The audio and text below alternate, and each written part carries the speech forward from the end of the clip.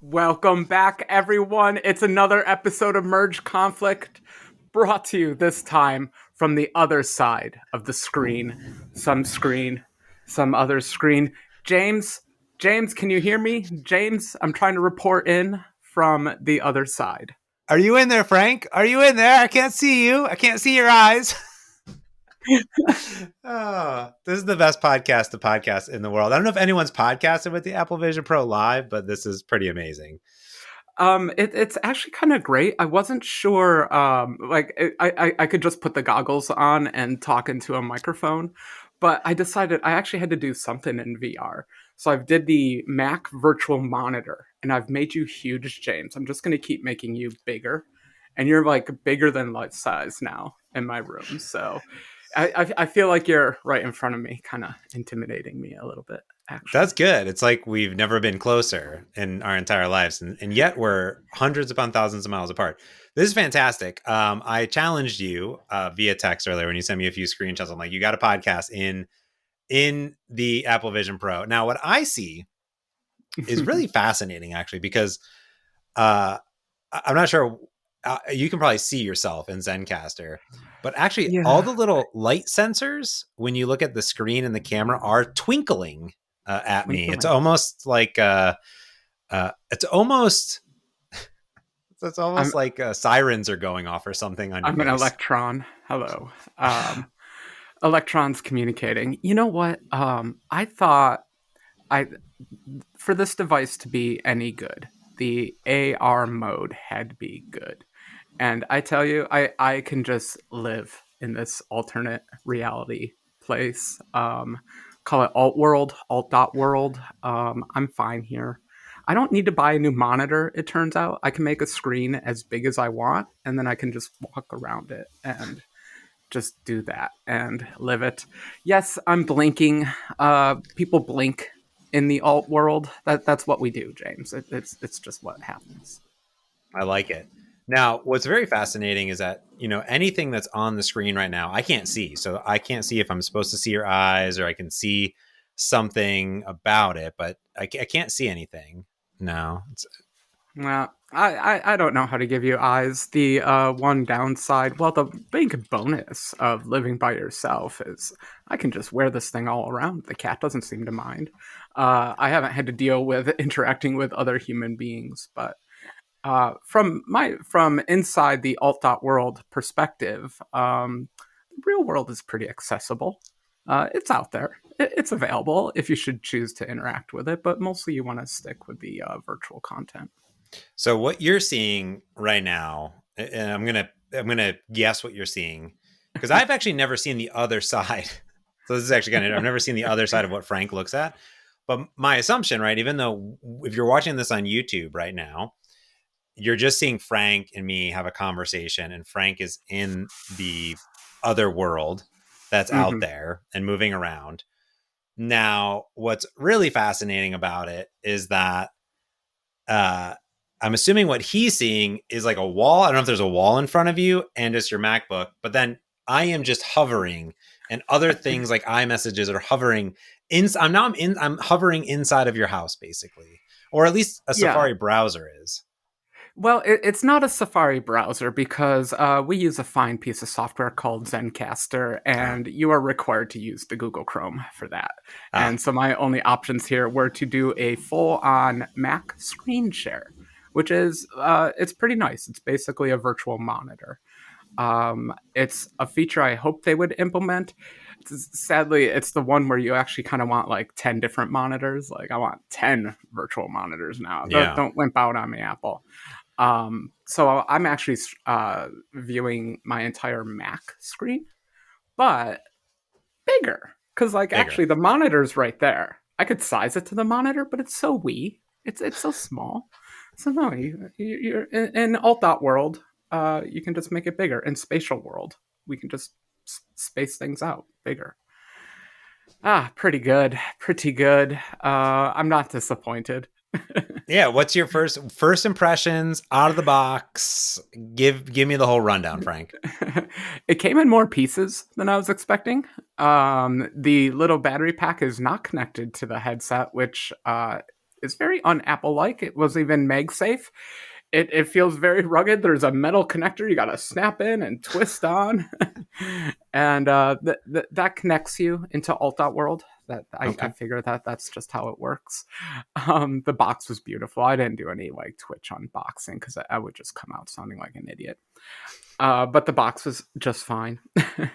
The device is pretty surprising when you hold it in your hand. The little part that attaches to your face actually detaches with magnets very easily. It's a little weird, but the device is actually a bit smaller than I was expecting. As Mm. I've had the Oculus Rifts and all that, so the device is actually a lot smaller, especially if you take away the faceplate. It's Mm. almost just like a big curved iPhone, which Hmm. makes me want like a big curved iPhone someday. um, and then here was a scary moment. You put it on your face. Took me a little while to figure out how to actually turn this silly thing on. You put it on your face, and you're in the black screen. You're like, "Yep, been here. This is VR as I know it."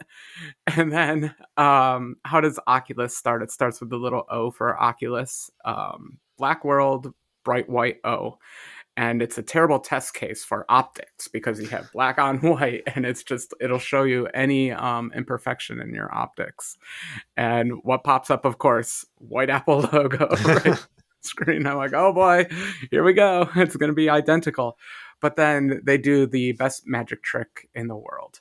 They lift the black veil of the virtual reality world and Oof. allow the real world to seep into your eyes. And it was astonishing, honestly, at first. I would say the resolution is absolutely incredible. What struck me at first was the color reproduction. If you think about Mm. it, they're doing a bit of a trick here. They're taking a camera feed and outputting a video feed, and it's a lot. It's a lot. It's tricky to get the real world colors, especially because you can pop the things off, put them right back on, and to see all the real world colors match perfectly and have an actual depth of field, which was important. First thing I did was look at my feet to see if I could walk around or not. And I could. So I would say, like, as an AR device, it won me over immediately just from high res screen, excellent color reproduction, and you have a sense of depth. Oh, nice. So you were able to see your feet, walk around, do everything. It's basically as if the outside world is inside. Now, I did hear that you're saying the colors are pretty accurate. I've heard the colors are fairly accurate, like pretty close. You 90%, know, 95? I wear blurry contacts all the time. I'm Mm. used to a slightly blurry world and all that. Like, I hear the other criticism was the foveated display. Some people weren't liking that. I haven't noticed it. It's fine. I think the color reproduction is fantastic. Oh, In nice. fact, I've been without using the virtual monitor. I've been actually sitting in front of like my real monitor, and the um, the video is good enough that you can actually like code with them on using like a normal monitor. The video feed is tolerable enough. I'd say the worst part of the video feed, the real world has a tiny bit of leg to it. Of course, it's going to have a tiny bit of leg to it, but the real Mm. world is a tiny bit. So, like, said coding, if I shake my head around, there's going to be blurry edges on everything, but it all comes into sharpness, the moment I control my face and hold still for a moment. So, you know what the best part was? So I'm walking around, I'm enjoying my beautiful color reproduced fake real world. I'm like, wow, this virtual world is a lot like the real world. It's pretty good. Yeah. In fact, it's almost one to one, you might say. I saw the cat. I didn't step on the cat. It was perfect. And then all of a sudden, a little cursive hello appeared before Oh. my eyes. That was the Apple's introduction. And honestly, this is where my complaint about working in the simulator has been so annoying because I'm like, I know a lot of this stuff is going to look cool in Mm. reality, but like you're doing a 3D world on a 2D screen. It can only look so good. And just a very basic cursive hello looked fantastic because the Mm. stabilization was solid, the color matching was solid. Yeah, just they nailed it. Just with a It, hello, they sold me with a stupid cursive hello. I was, I think, like a good, at least how like I'm envisioning it as sort of the first time that I saw drone fireworks. So, for example, fireworks, they actually do attempt to sometimes make a thing or words out of fireworks, but it kind of is, they're fireworks, so they dissipate, right? We were watching The Bachelor last night, and there was a date or whatever that ended, and they usually do fireworks, but they did drone fireworks, and they were making like these three-dimensional roses with like things around it, and they spelled out the word The Bachelor and like did all this cool stuff. And I was like, dang, that is like that's kind of mind-blowing. So that's what I'm imagining you're seeing, but extremely close to your face. You know what I mean? Like you're seeing that dimension of all that stuff happen, and it's like right in there. Yeah, it's a magic trick, but the illusion is sold. That's it. You just have to sell the illusion. They convince my brain that that object exists in the real world, and we'll get to it, like to the point where I'll have apps docked around the house and I'll walk around them because my brain is interpreting them as physical objects because they're just as stable as anything else my visual system is receiving as input. And it's funny, like I don't want to run into the app, and they're like, no, it's virtual content. I can walk through it. The really real world will allow it. Yeah. Pretty great. So what is step one in any wonderful Apple purchase experience? Um, Signing into Signing. iCloud.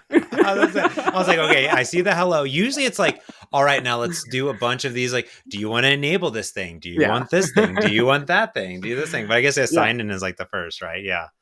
Yeah, so my actual experience with this thing was terrible. Oh no.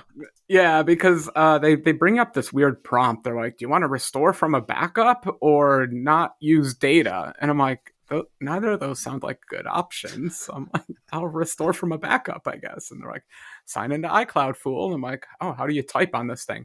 Typing, not great. Not great. Not a great experience. I applaud the effort, though, that they put into making the typewriter work. Uh, and then I click the login. By the way, so I've got like my iPhone in my hand and I'm using the virtual keyboard to type in my password from my iPhone. And my iPhone won't unlock because I'm wearing silly goggles on my face. Anyway, get the password put in, you press the button, and spinner, spinner, spinner, spinner for 1 minute, spinner for 2 minutes, spinner for 5 minutes, spinner for 10 minutes. And I'm like, you know what? Data's not that important to me. I'm going to hit the back button. Back button doesn't work. I don't know what to do. I'm like, well, I broke my new device. Oh no. Probably Starlink. I'm probably going to have to drive down to Seattle, go talk to some nerd. But then I am a Windows user at heart. So I had a thought. I'm like, what if I just disconnect the battery from it, reboot it, and start over? So I got to go Yeah, it through. hasn't gotten all the way through. Like it should be relatively close.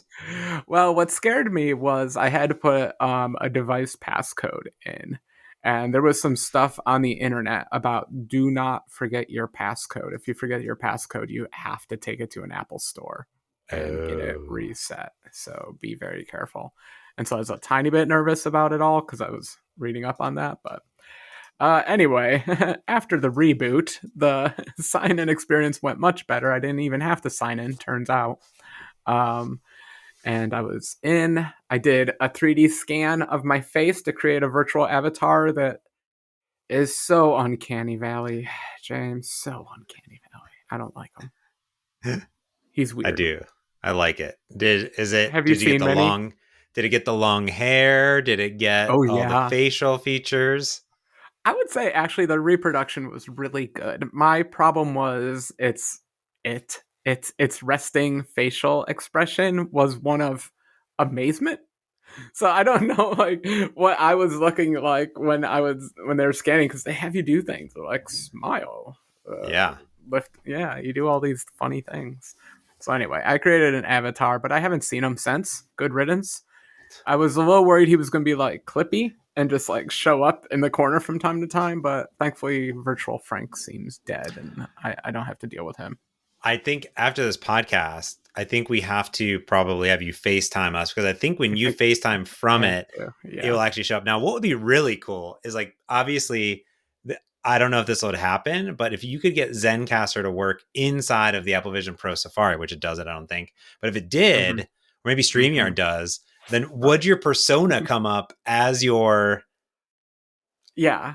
Oh my gosh. And I was trying to do neat things because they have two modes that integrate with Macs really well. The one I keep talking about that I love is the screen share, so you can just take your Mac screen anywhere you want to go. Mm, But the other one is the reverse. You can put your Vision Pro view, my view of Alt World, onto a Mac screen. The problem is it doesn't like show up as a video feed, so I can't like pipe it through mm, OBS or anything. I haven't figured out the tricks there. yeah. But I'm sure there's some apps I can get to like capture an AirPlay stream or something like that and turn it into a camera or something. Because Yeah. it would be nice to be able to mix it in with like OBS and give you a view of the world. It's funny. I can put it up on the TV easily enough. I can put it up on the Mac enough. I just don't know how to put it as when recording something as prestigious as Merge Conflict here. Oh my goodness. That's so cool. Okay, so so how long is this process? So far you're what, like 5 hours in? It would have been so smooth and so fast if not for that stupid spinner. Everything went well. Gotcha. I even messed up the Okay. scanning a little bit, but that was fine.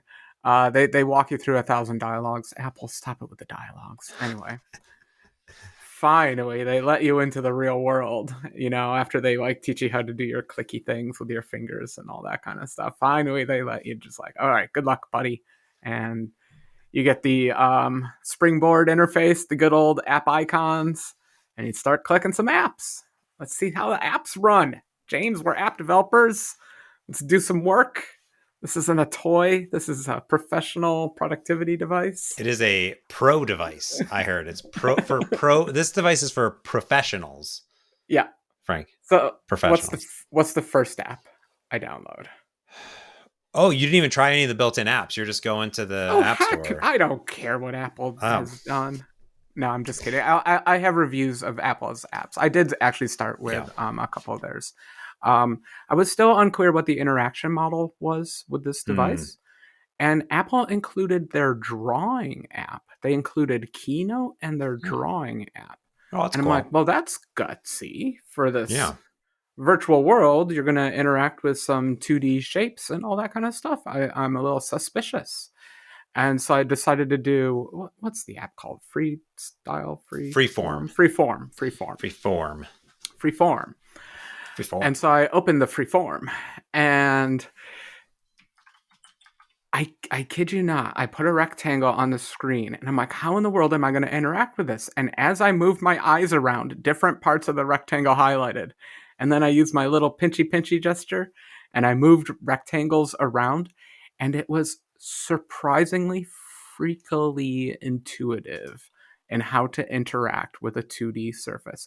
Well, Hmm. intuitive isn't quite right. Learnable and all that, and it worked just so much better than I was expecting. I wasn't expecting 2D interactive like that kind of apps, draggy aroundy touch apps really, Yeah. to be that good. Hmm. And this stupid thing was great. I was like, this is excellent. And that got me super excited. I'm like, okay, so if you put a lot of effort into your app and your Apple, you can probably make your app pretty half decent on this thing. Yeah. Okay, so now what That's app cool. do I try? iCircuit 3D.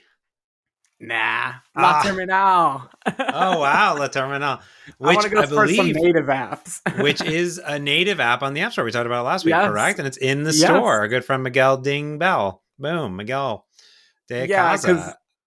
I gotta tell you, you don't want to type on this thing, and so thankfully Siri was able to recognize my terrible accent and was able to Mm. find La Terminal. Uh, they have split the App Store in two sections in twain. There are the Vision apps, and there are the others. Oh no, the others. We're The stuck in the others. others. Oh no. Oh Yeah. no. And when you do a search, it defaults to Vision only, of course. That makes Uh, sense. That makes sense. yeah, They want to show the nativeness of the native it apps. does actually. It's Yeah. fine. It's fine. It. I say it's fine from a user perspective. From an app developer, I'm like, whatever. Um, so works great, wonderful app. I realize I have no servers to connect to, so I'm like, Oh, okay, I got to try something else. Now, what do I try? My cadence, because oh I my. know the most important thing that I have to accomplish out of this mad purchase and this whole exercise in silliness is I got to give James a report. How well does his app work in AR?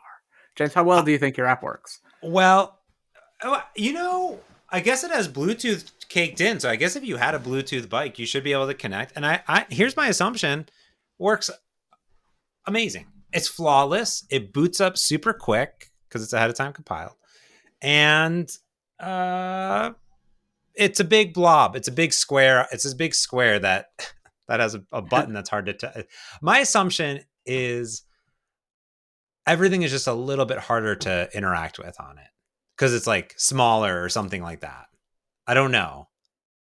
Right on one account, wrong on so many other accounts. Really? Okay. I'm gonna look at the Right on the screenshot you sent account me again. of works flawlessly. Amazing. Flawlessly. I do not know what magic Apple pulled to get iOS apps, iPad apps, whatever apps to run this well in alt world because it is fantastic. Yeah. You would think that the app would be hard to interact with. No, the opposite is true. The eye tracking that they use to decide what you want to interact with, it's a weird skill. I could go on for a whole day about the eye tracking stuff, but like because you wrote using native controls, you did it through forms or whatever, but you Yeah. use controls, everything just works beautifully. The back button lights up when it should. The little star to become a pro user lights up. The settings work fine. The Bluetooth works fine. Or then I was very annoyed because I'm like, I don't actually have any devices that work with James's app. Yeah. Um, but it worked beautifully. Wow. So, however you programmed it, the app was only allowed into two modes. I don't think you checked the flag where a lot of apps you can resize with the corner. Hmm. Yours allowed a vertical presentation or a horizontal, but otherwise you can resize apps with other tricks by just kind of dragging them around and Oh, okay. everything. But uh, I was so pleased with that because it means that our iOS apps have a fighting chance of being half decent in this world. Yeah. I'm really curious about my skiing app because the skiing app has a map. It has a bunch of tabs. It has a bunch of like scrolly things. Like it's actually a real app that doesn't require extra hardware. You know what I mean? I was And gonna check it then out. I just couldn't remember the name of it. Pitch it yeah, for me. it's called What's the the name? My. It's called the Meisner app. You wouldn't be able to find it. I'll send you a link right now Yeah. into Okay. the app store. What would be fascinating is if I send you an app like a link because you're going to get it inside your iCloud, but then if you tap on it, like I wonder where it's going to want to, you know, Yeah. like it's We'll going to find do it out. on your yeah. So I did install messages on in alt world, so I get alt world messages. I'm sure I can figure them out from there. nice. Now I installed every single one of my apps because I was excited. I'm like, look, iOS apps are actually looking half decent on this thing. Yeah. So iCircuit number one, I freaked. Oh, and by the way, your app did just pop up super fast. The Yes. processor in this thing is awesome, and iCircuit popped up super fast. Nice. Circuit simulating, animations, uh, scope doing scopy uppy downy things, Wow. everything just working beautifully in a giant window that looked good. Huh. I kept wondering, like, for months, I've been wondering, like, what resolution are they going to render iOS apps? Because if you think about in a 3D world, you can get infinitely close to an Yeah. object, which means you need infinite resolution textures and all that. So, like, you really want high resolution textures when you're rendering out an app. So, an iOS app needs to render out to a texture at some point. Yeah. Uh, and the texture size they chose is really good. All our Hmm. apps look really fantastic. Now, another promo for native coding. I did. I got really close to iCirc. I'm like getting right into the pixels. I want to see. I want to see all the tricks Apple is playing. And as close as I could get in my multimeter view, I did start to notice, okay, some text is starting to look pixelated. But mind you, I'm right up on this thing. I have it stretched out to the size of the entire room. Um, I'm like, okay, some text is pixelated here. But I look up a mere couple feet because it's so stretched out, and then there is this precisely rendered text, crisp edges. Hmm. Like, oh, you know what that is? That's a native control versus my little rendered control. A native control on iOS uses a CA text layer, a core animation text layer, which allows the GPU to render out the text, which Apple has done magical things where those layers render out crisp text no matter how close you get to them. Really Yeah. fascinating. Wow. So everything's looking great. But then the real question with iCircuit is interactions. Is Mm. this eye tracking thing gonna work or not? This was a freaky moment. I looked at a resistor. I put my fingers together and I dragged my fingers, and the resistor moved. It was freaky. Uh, Wow. Apple has done an amazing job in compatibility, in translating weird random things I'm doing with my body into touch events that make sense to our apps. And so it's super exciting. Like our apps work great. iOS apps work great in alt world. And boy, it didn't have to work out that way, they could have been kind of trash, but it's kind of wonderful. So you have the whole giant iOS ecosystem at your fingertips. And the where we write about iCircuit 3D, which was like it's a flat 3D. Yeah, Okay. it's a flat 3D, but okay, this is the one that I was absolutely most nervous about. Um, I installed it, I ran, I'm like, oh gosh, what's gonna happen? And the stupid thing worked perfectly fine. It has, yes, it's its own 3D world in there, but like all the touch, just like I was saying, I looked at a resistor and then I dragged it with my little fingers. It Wow. worked out just fine in iCircuit. You could pan around, you could do everything you kind of want to do. It's really amazing what they've done with the iOS apps and everything. And I think we should all. I think this is definitely going to be a niche device. It's going to be a very small customer base, but it's good to know that like all our apps are running beautifully in that Yeah. environment. That's really cool. Well, thank you for testing a few of those apps. I like that. Yeah, I'm really. It's really cool that they made this compatibility because one thing that in most of the reviews that were out there, they didn't really show a lot of the third-party apps. I don't know if Apple was like, "Hey, if you're going to review it early, don't show that or whatever." And I mean, there's been Hmm. more review videos, but I'm only gonna watch so many review videos, right?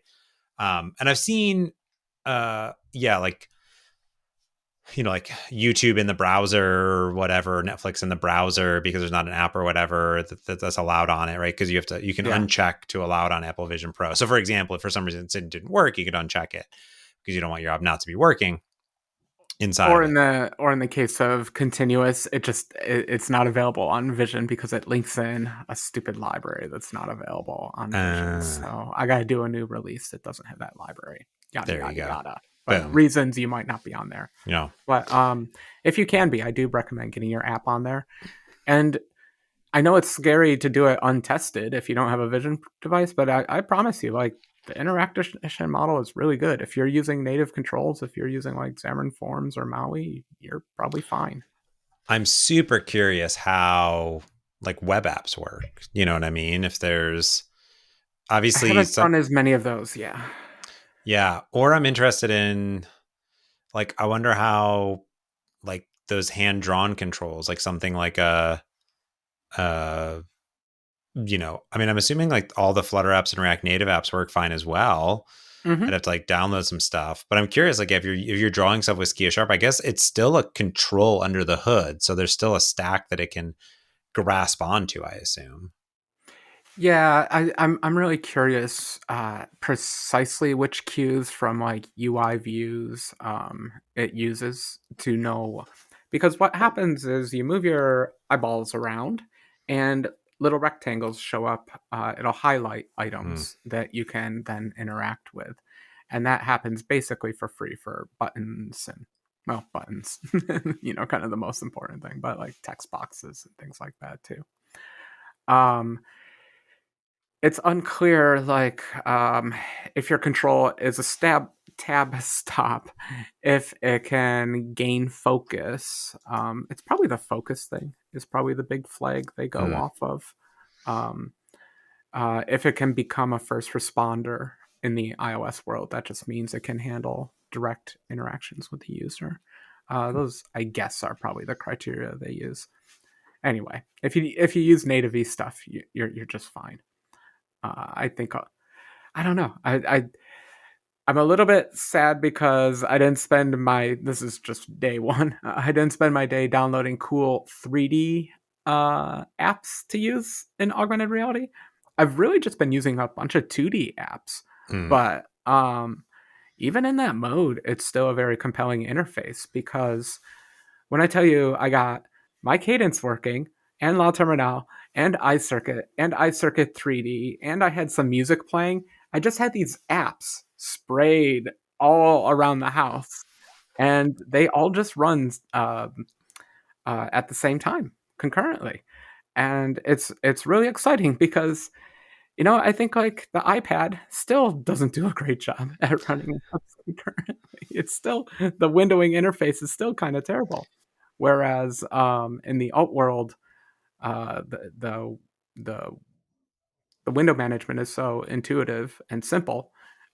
Multi app lifestyle is kind of great, and I just want to have a million apps running everywhere. I'm sure I'll get tired of it eventually, but it'd be nice to have some settings like bring me into chill mode, bring me into communications mode. For now, it's fun just being able to have a million apps around the house. Now, if you are here and you, let's say, pin my cadence, but then you walk into the kitchen, does my cadence close?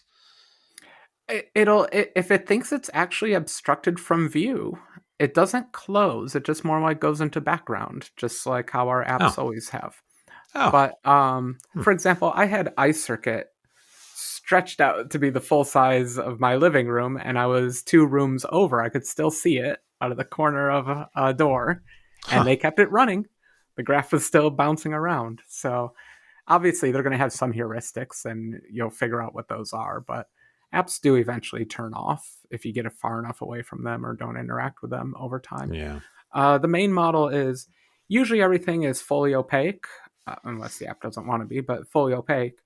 And then over time, or if different things happen, they become a little bit translucent. And I wonder if that's an in between stage, like they go from translucent to gone, or they just stay translucent for a while.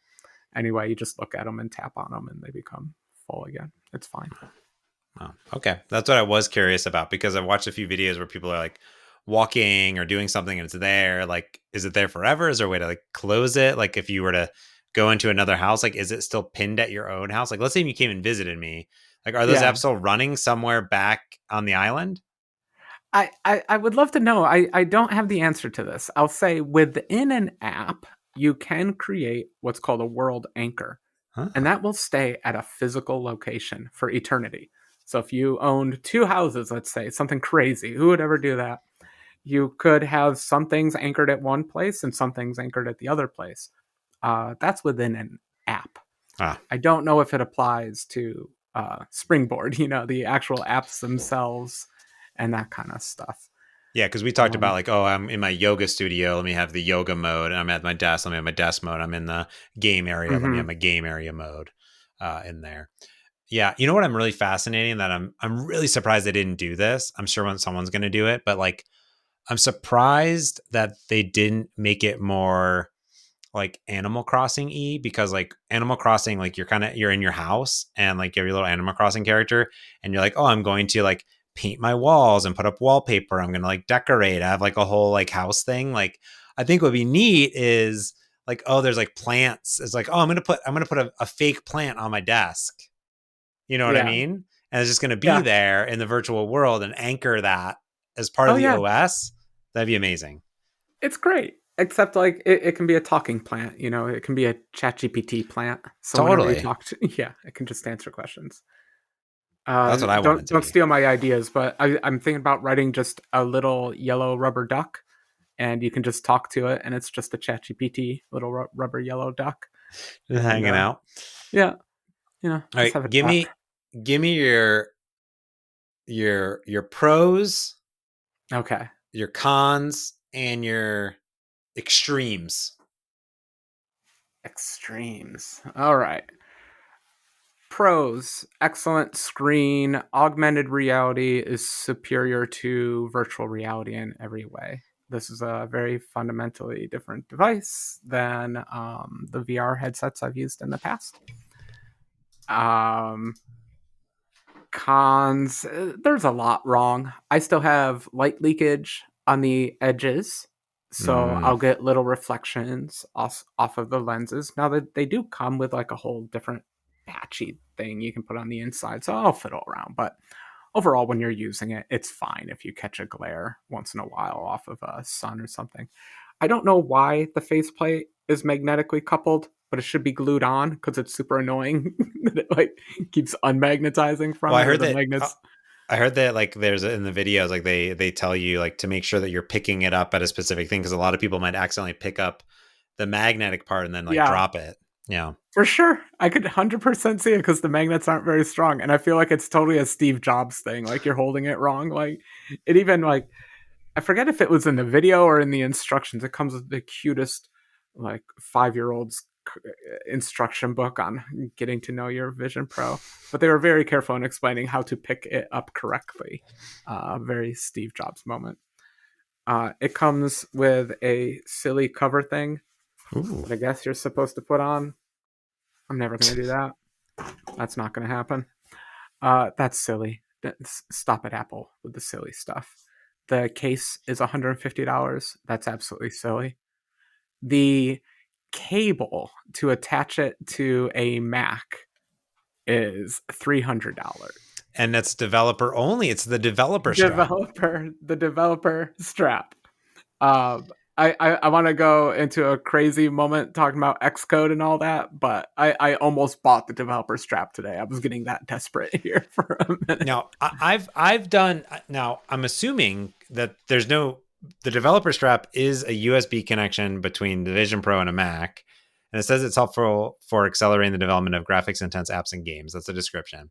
Yeah, Now, I had to register my Apple TV with the developer account because I wanted to do the beta testing on the Apple TV. And how I had to do it was it's like a remote Wi-Fi weird setup, and it was like very clunky.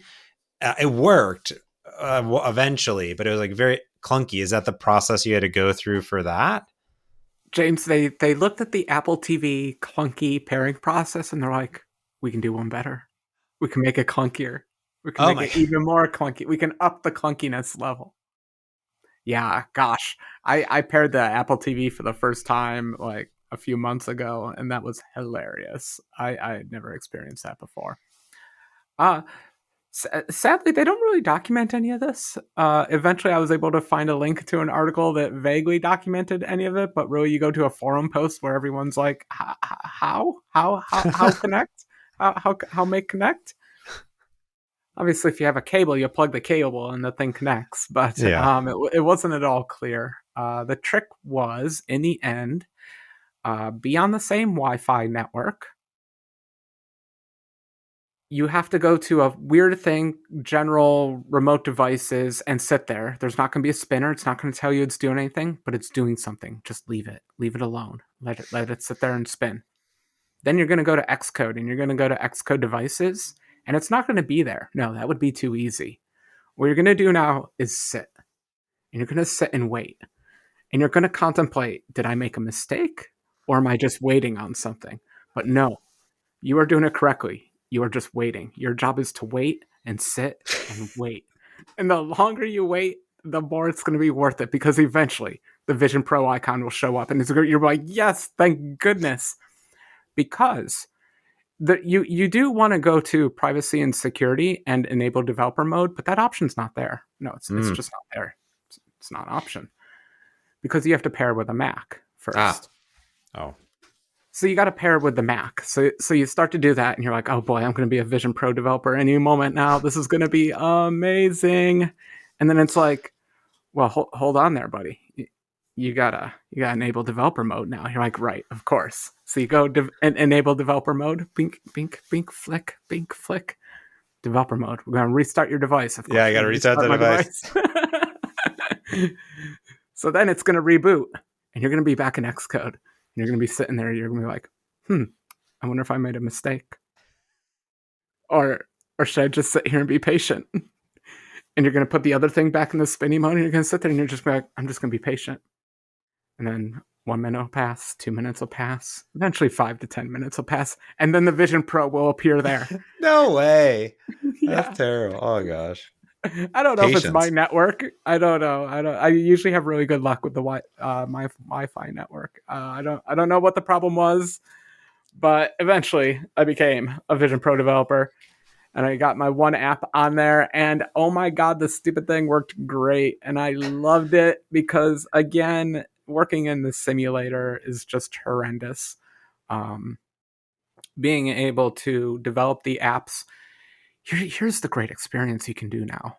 You put on your little Vision Pro goggles for a measly $3,500.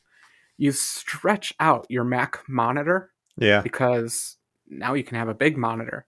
And when you hit play in Xcode, your app runs right there. Yeah. You know how when you're doing like iOS development, like you have your device and some cables and you're like doing some window management, you don't have to do Yeah. that. You can just look left and right. And it's actually an incredibly wonderful development experience once you That's get it cool. paired. That's cool. Yeah, that does make sense because it's like you can put your Xcode there and all that stuff. And have you like, so when you're using your Mac, can you use the Mac keyboard or no? Yeah. Oh, Yeah. What? Right. Okay. So if I'm doing a Mac screen share, I'm using the Mac. yeah. So if you have a Bluetooth keyboard and a Bluetooth thing, you're in excellent shape. Silly, I can't find my Bluetooth keyboard. It's around here somewhere. I will find it. And then I can drag my Mac monitor around the house, Hmm. and I can work on my Mac from anywhere. Oh, gotcha. Yeah. So as long as you're in the Well, I'm Wi-Fi sorry, network. within Yeah. Bluetooth range of the Mac. Oh, gotcha. Okay, that For the makes sense. Within keyboard range. and the mouse, and Yeah. it's really making me want a Mac Mini. Like, can I put a Mac in my pocket to carry around with this thing? Because as much as I love iOS and continuous isn't there yet, my day to day job is still typey type. So even if I got real apps for this thing, I'm still going to probably want a Bluetooth keyboard or something. The virtual alt world keyboard is neat and clever, and I'm sure someone pulled out a lot of their own hair working on it for months and months and years. But nothing beats a physical keyboard, and you can Yeah. just typey type. Yeah. That's cool. Oh my goodness, that's really neat. I think you sent me some screenshots of the app that you were working on, which I'm pretty sure is what it was. But Yeah. pretty cool. All right. These all sound pretty positive besides Xcode. Mm-hmm. Any other like the unit itself? Is it You like want me to be crazy? negative? No, I'm Is not it going to be crazy negative. heavy? How's your head feel? How long have you been wearing it for? Like, can you Oh, wear it okay. for more than Yeah. 4 hours? Like, what's the jam? Yeah, I would say its biggest downside is the battery is too short because it's a very comfortable device. Oh, okay. The strap is a little bit weird when you're putting it on and taking it off. I'm still going the single strap lifestyle here, Yep. and it just feels a little bit weird. I'm used to the Oculus Rift, which was like a snorkeling mask with suction cup to your face and like seal you into the virtual world. Don't let any of the real world in at all. This is a little more loosey goosey, even though the light seal is pretty decent on it. But as you're putting it on, it's not the like suction cup feel. And so the sensation I often got in VR is one of wearing a snorkel mask. And you don't get that with this. The nose is open, so you Mm-hmm. can breathe just fine. It's a really light device. Um, the annoying thing is you have this stupid battery cable, but I've just been Yeah. throwing the battery in the back pocket, and normally you don't. It's not a problem. Every so often you catch it on things, but I don't know. I don't want to sound like too much of a fanboy, but you know how hesitant I was on the last episode, so Yeah. this is me just being very happy with the hardware and everything. That's cool. Now, do you think that you're going to take it out into the real world? Like, there's been many folks that are going outside the house. I seen the Casey Neistat video or whatever of him like Yeah. doing some crazy stuff in New York. But like, there's been some other people doing stuff. Are you going to be are you going to one wheel around the island with your Vision Pro on? Is there value there? Well, see, there's a huge amount of value there because when you're one wheeling, you don't want to look down at a phone. That is super dangerous. You want to keep your head up, looking toward Mm, the horizon. You can scan for cars and do all that kind of other stuff. Um, like my cadence had a little speedometer, a little my cadence speedometer in my virtual world. That said, I don't think I will. I'm not sure I have the social guts to take this thing outside. I might do it for a lark. Like I might take it to the beach and ride the yeah. one wheel around on it. But like, I don't know. It's a $3,500 device. Not sure I really feel like falling off the one wheel with it. I'm pretty confident, but it would still be silly. I don't think for me it's a wear it around town device, even though I kind of want to. I it's Well, it's fine, man. yeah. If you all lived in alt world, you'd get it. It's just because you live in the real world, you don't get it. Alt world is better. Okay.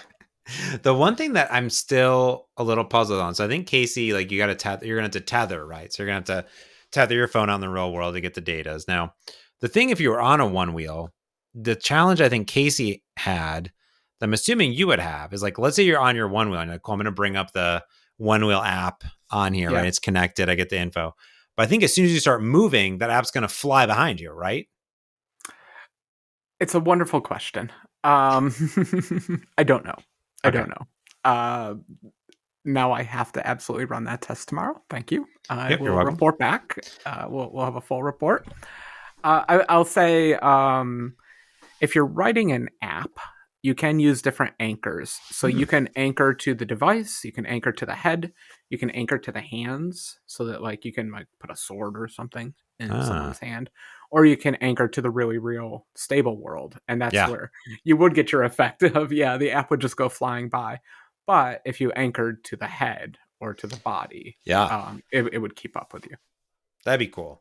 That's what I was thinking, right? Of like really that additive parts. Yeah, I'm. Yeah, if you're building a heads up display, I don't want to give it away because people haven't quite figured this out yet, but if you're building a heads up display, it's really easy for this device. You just create an anchor at the head and put a few objects right here. And then you get a cool, you can do like a Terminator heads up display, all sorts of fun things. Yeah. Wow. All right, Frank. Final thoughts. What you got for us for 50 minutes in? Best purchase ever. My HoloVids app is going to be better than Apple's spatial vids. Just shots fired. Shots fired. That's how I want Okay. to end it. I All right. spatial videos, pretty good, Apple. Nice first attempt. I coded that when I was a kid. Burn. All right.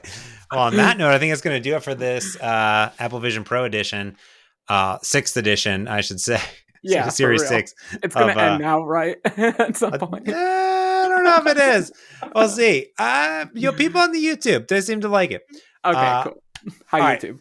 That's going to do it for this week's Merge Conflict. Hope you enjoyed. If you have questions for Frank, write in to the pod. Go to the YouTubes, leave a comment on the show, or go to mergeconflict.fm. There's a contact button. Let us know what your questions are, developer questions for the Apple Vision Pro, and we will answer them in an upcoming episode. So let us know. Go to mergeconflict.fm. You can also become a Patreon subscriber where you get behind the podcast episodes and more that we put out there almost every week. Not every week, but almost every week. And you get the podcast early. So if you want to see those early, lock them in. But that's going to do it for this week's Action Packed podcast. Until next time, I'm James Montemagno. And I'm Frank Kruger. Thanks for watching, listening, and experiencing our spatial reality with us. Peace.